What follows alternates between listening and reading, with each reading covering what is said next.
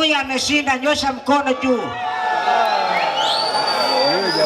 Wanaosema mshikaji ameshinda, nyosha mikono juu. Huyu amecheza vizuri. Tatizo mwanaume hutaki kuminya matako. Haya, sasa hapa huyu hapa anakabidhiwa Raki1 cash.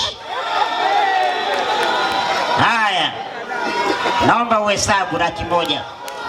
Lakini kwa kuwa mshikaji naye amecheza vizuri sana, pamoja na kuminya matako, tunamchapa Raki1.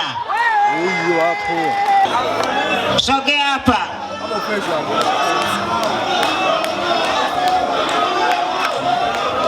Wanaume, huyu hapa amecheza vizuri sana. Tatizo Raka ametuonyesha boxer, tunamchapa 30.